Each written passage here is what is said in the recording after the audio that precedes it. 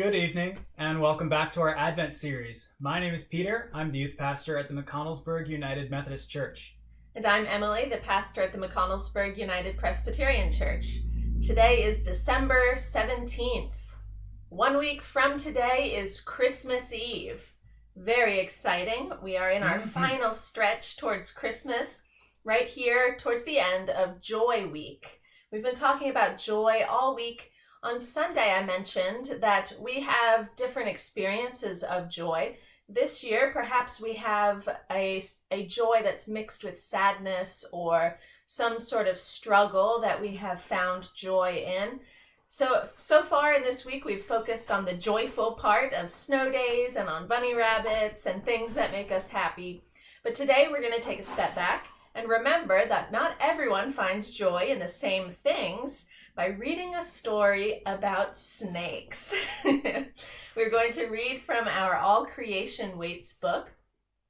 And while we listen to this story about snakes that Peter is going to read us, I think we should remember that even if snakes are not our favorite, we all find joy in Jesus, who is coming in 1 week. So Amen. Peter, would you read us that story?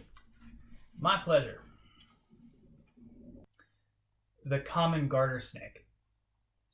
Splayed on a rock in September, he can feel summer's punch draining from the sun. Through thin, naked skin, he senses heat evaporating degree by degree from the air and from the loose S shape his body is in. A week later, I see him slide across the gravel path. Now the sun has become, besides his body warmer, this garter snake's compass. He lifts his thumb-sized head skyward, seeking direction toward a remembered destination. En route, he'll look for landmarks that he noted in last year's trek. This oak stump, that boulder. He'll flick his red forked tongue to collect the scent that the female garters ahead of him effuse, assuring him, this is the way. He has to arrive before the temperature drops below freezing for longer than a day. If he doesn't, his lithe self will freeze, stiff as a rock. He glides across his remembered travel lane for a mile, 2 miles, intent on a particular hole in the ground. Without any tools for digging, this garter, like all snakes, is at the mercy of other creatures, or the mercy of the earth itself, to open a door to the warmer underworld. He knows one door, one den, that can meet his needs in the difficult season ahead. It's mapped in his mind and in the minds of all the area's garter snakes. Solitary creatures from the moment of birth, in fall, they follow their maps and slither in from every direction. Dozens, hundreds, even thousands massing at the best dens.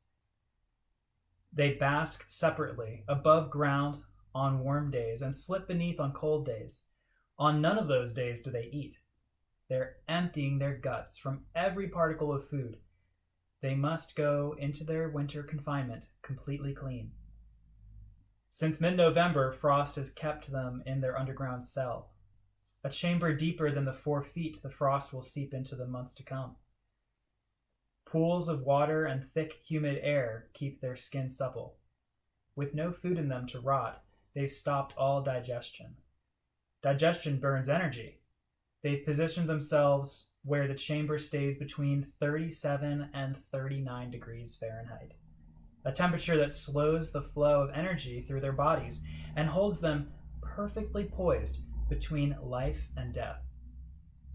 They are conscious only to keep themselves as effortless as possible, to drink only when necessary, to move only if a hard winter's frost forces them into a further descent. The chill at the knife's edge of death sparks a chain of changes in a small gland in the garter snake's brain. Beyond his knowing, he is being prepared. Then, when the ground above him warms, he's cued. The season for sparing himself is past. He and the multitude with him swim up through the dark layers of the earth and break from the hole.